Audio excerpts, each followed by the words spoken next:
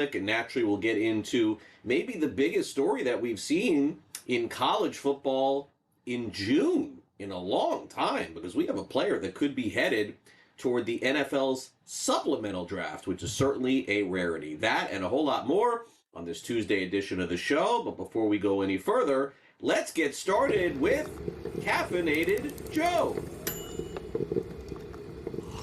All right, Craig. Well, let's talk about the news that broke last night involving Texas Tech's football quarterback, their professional handicapping quarterback, in fact, Brenden Swordsby, who turns out that, well, after all the moral outrage and the finger pointing and the sky is falling screaming over the last week, well, we officially learned that Brenden Swordsby will not be playing a single down for the Red Raiders this fall because, well, it appears that Sorsby decided the NFL is probably the best place for him at this point. He announced that he is withdrawing his lawsuit, walking away from Lubbock, and planning to enter the NFL supplemental draft next week before the June 22nd deadline. And on cue, the social media moral police are out there thanking the football gods, celebrating in the streets because, well, they truly believe this decision is going to save college football. I don't think so, because the moral police can all rest easy today knowing that, well, those lawsuit threats and those coordinated boycotts, well, they reaped exactly what they wanted. They literally browbeat a 22-year-old pawn of the system into giving up $5 million that he was contracted for in NIL money to save the sport. Go figure. Sorsby does walk away, though, with a few bucks in his pocket from Tech that they already paid him, but he secures a ticket to the league, probably out of sheer legal exhaustion. But here's the reality of what just happened. Sorsby dropping this suit didn't fix a damn thing, NCAA. All it did was allow you to keep kicking the can down the road on actually implementing meaningful draft guidelines or portal rules that would have prevented this entire debacle in the first place. Let us not forget, it is the NCAA that allowed this wild, wild west environment in college sports to exist because of their own historic greed and draconian rules forcing the system into the shadows to begin with. They spent decades making multi-millions of dollars off the backs of football and basketball players. And now they want to play the heroes because the kids' lawyers finally backed down under conference pressure. So congratulations. College football is officially saved, I guess. Or at least, Craig, until the next 26-year-old father of two decides that he is done playing basketball overseas and signs a multi-million-dollar NIL deal with LSU. At the very least, what this does, and Joe's take is well said, at the very least, what this does is it puts the end of the idea that you can play college football after making a bet. I mean, that is definitely going to be the case, whether it's $1 or $1,000, but we are far from done, I think, with this and other stories, which includes yesterday, as Joe is alluding to. In case you missed it, it appeared yesterday that we had come to a head on this whole story. Now, Brenden Swordsby, for those of you who are unfamiliar, and you may be, I think Joe just eloquently pointed it out, but he played at Texas Tech. He ended up allegedly betting on sports, a couple of props, wasn't a lot of money, but that's not the point. The point is it's illegal.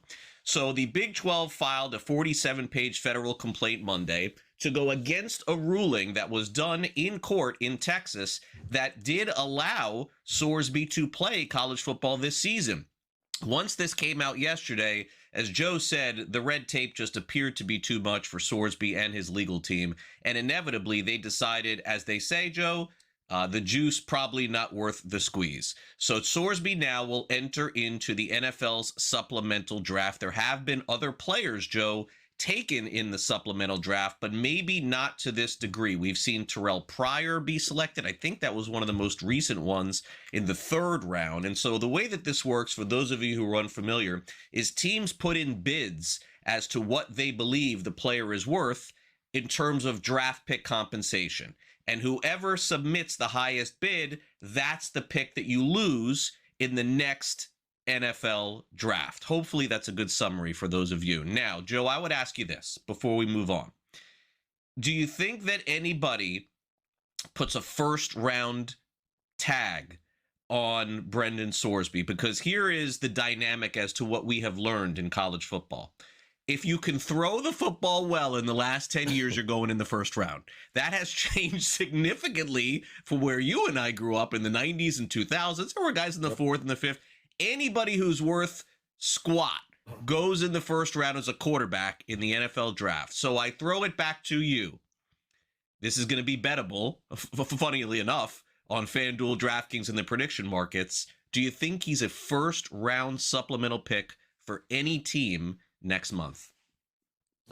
Well, I'll tell you this, and based on talent and under any normal circumstances here, Craig, 6'3", 235 pounds, he would have been a potential first rounder in the 2026 draft had he actually played at Texas Tech here. Whether he had the on-field, off-field issues or not, he would have been considered that. I would most say his game resembles Jackson Dart and what you saw from him at Ole Miss. Very similar, but, you know, he played back-to-back years at Cincinnati. He never really went up or was tested against the type of competition that he would have seen this year at Texas Tech.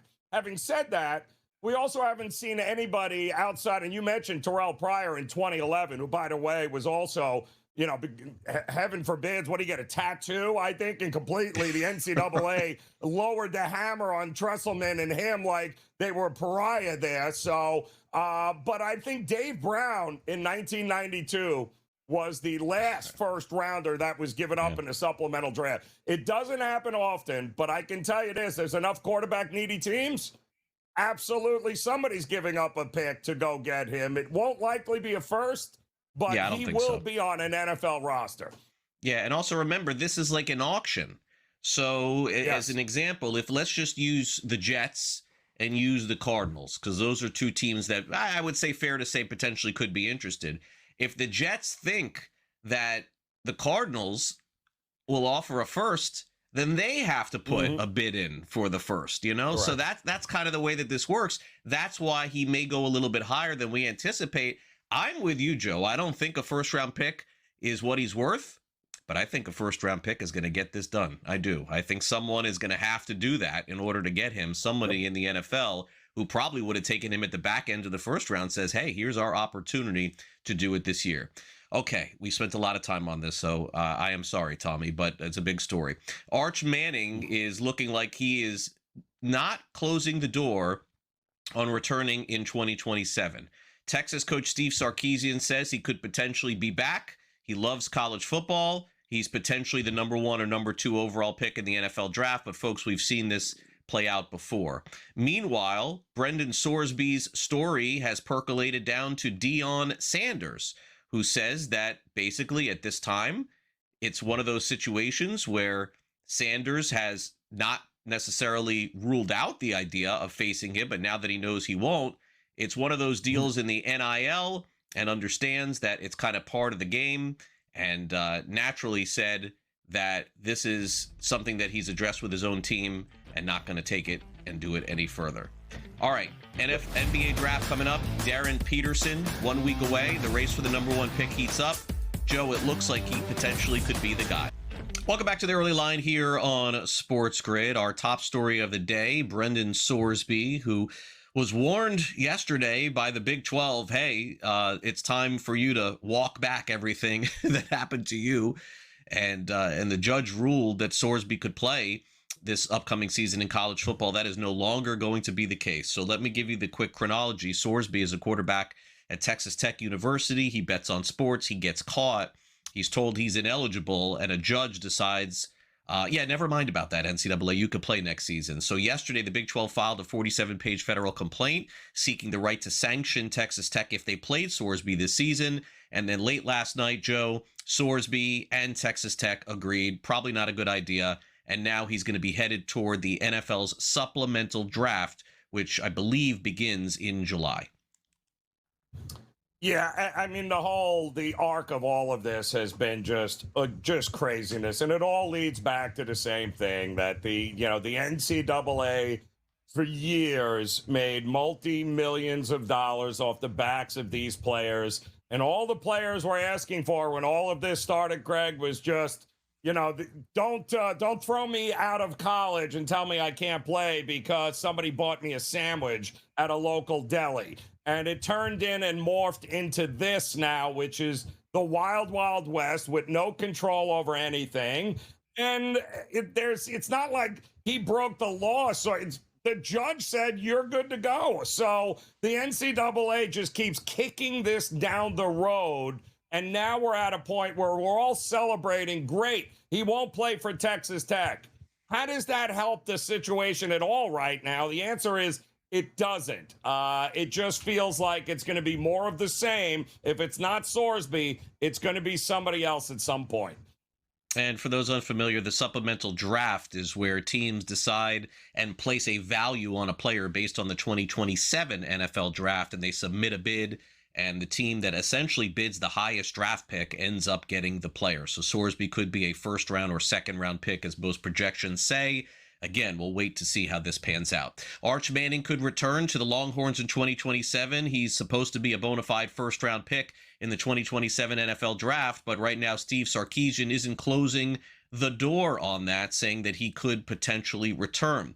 Meanwhile, Deion Sanders, the head coach of Colorado, also weighed in on the Sorsby scandal, saying that, quote, somebody's gambling on a sport they're playing. You don't think there's something wrong with that. Sanders, of course, has been very heavily involved in the NIL cap and certainly would appreciate Sorsby not playing against his team next season, Joe. I think that's where, the comment is mostly headed. If this was on Deion's side, he'd be like, what's the problem here? Yeah. Or Sorsby's like, you know what? I want to transfer to Colorado. I bet you anything, the whole tone would have changed here. So, but listen, this will in a couple of weeks, right? The supplemental draft will eventually show up. He'll be wearing an NFL uniform somewhere, and this will all be water under the bridge. Darryn Peterson has met with one team and wants to meet with one team for the upcoming NBA draft. He's visited only the Washington Wizards. They have the number 1 overall pick. As Joe alluded to, at any point during the season, it would have appeared that Peterson would have been the number 1 pick, but it looks like A.J. Dybantsa from BYU, he led the nation in scoring with 25 points a game, could be the number 1 overall pick.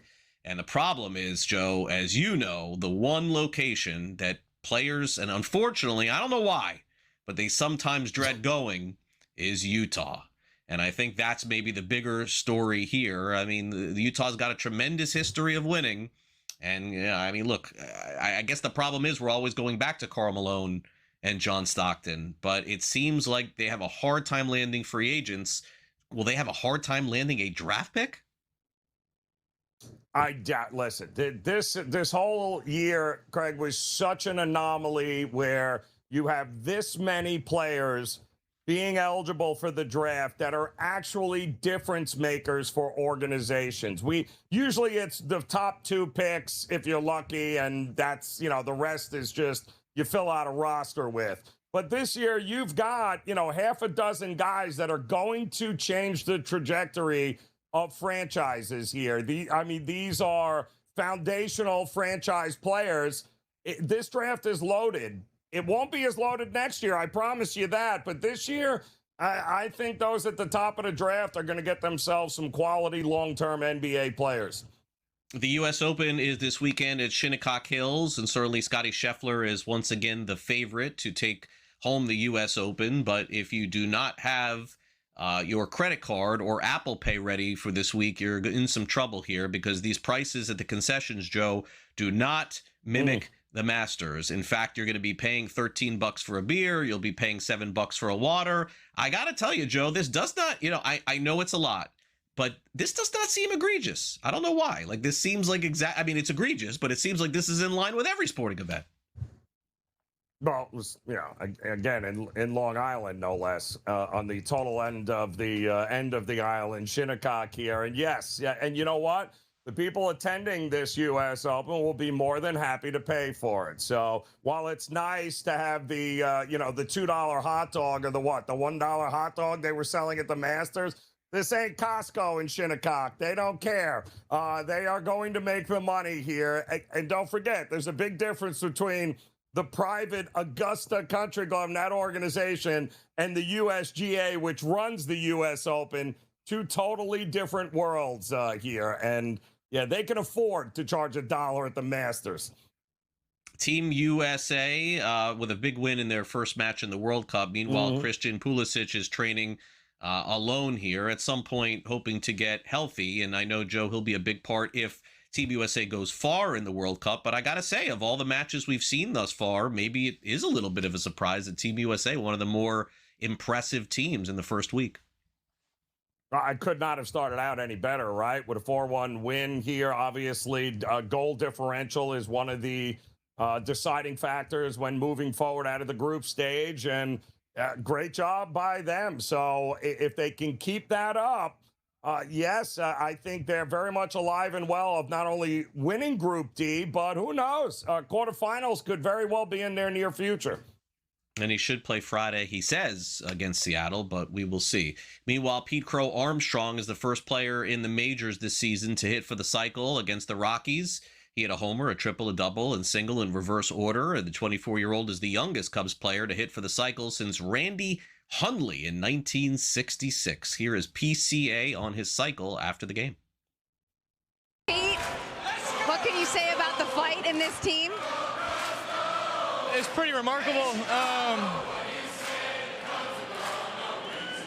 Yeah, I don't know. That was, we keep doing this, and it never like really started. It never makes sense. So, but a win's a win. However we can get it done. I'm just so lucky to be on a team that just continues to find a way. And man, we got to do a lot of stuff better, but when we start doing stuff better and we can squeak things out like this, then we're dangerous. So. Pete Crow-Armstrong of the Cubs has had some huge comeback wins and big hits for them this season, Joe. But this Cubs team, to me, remains the strangest, hardest to figure team in baseball. I mean, you win 10 in a row, you lose 10 in a row, and then you're asking me to try to make a prediction on how this team is going to play this season? I got no idea. Yeah, no. And by the way, Pete, I was like, do me a favor, catch the fly balls, huh? Because he's also made some horrific errors this year that are laughably bad. So congratulations on the 4 for 4 with 2 RBIs, but you barely beat the Colorado Rockies. So let's not get crazy here at this point. Yeah, I think that's fair. And also the Cubs, again, will probably make trades at the deadline to help PCA and some other teams as well. But let's be clear, the Brewers are the class of that division as it stands right now.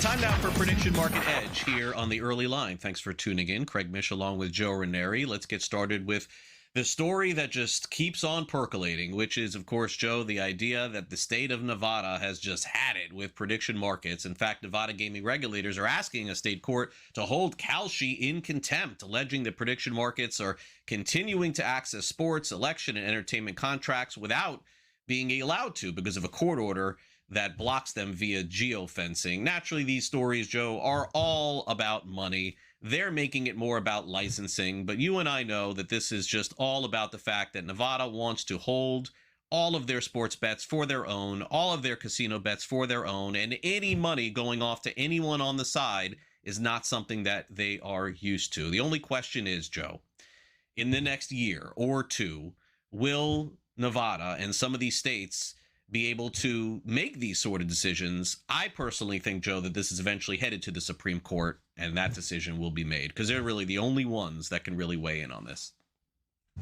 And it's going to be very difficult to do because you've already got a lot of people. If you can't beat them, join them, right? And anytime you've seen the major sports books start to open up their own prediction markets, you've got a different ball game here, Craig. I mean, this is, when the DraftKings and the FanDuels of the world have now said, you know what, we're going to open up our own prediction markets. That tells you everything you need to know about the future of what's happening here. And Kalshi, I'd rather ask for forgiveness than permission. That kind of feels like what we've got going on here.